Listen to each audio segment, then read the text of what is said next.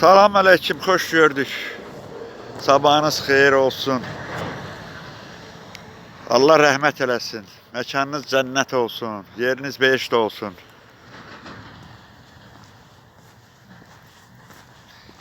...26 Mart 2025. yıl. Bütün burada yatan kardeşlerimin, şehitlerimizin her birine gani rahmet eləsin. Allah yerinizi nurla doldursun.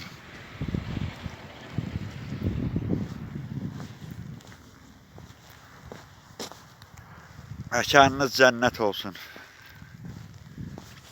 Allah rahmet eləsin. Rızayev, Yakup, mekanın cennet olsun. Can Polat, kardeş, yerin behişt olsun. Bütün burada uyanların yeri behişt olsun. Bayramov, yine geldim. Sabahınız hayır olsun, salamlayıram. Bütün elimi ovamı.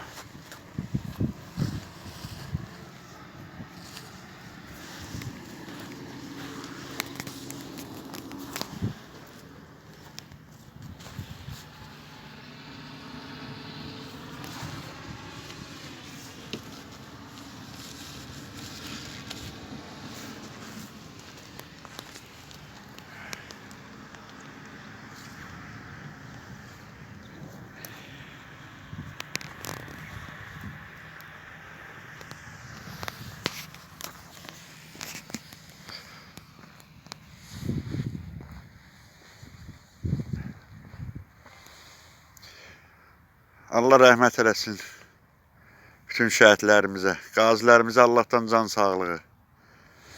Allah dövlətimizi qorusun.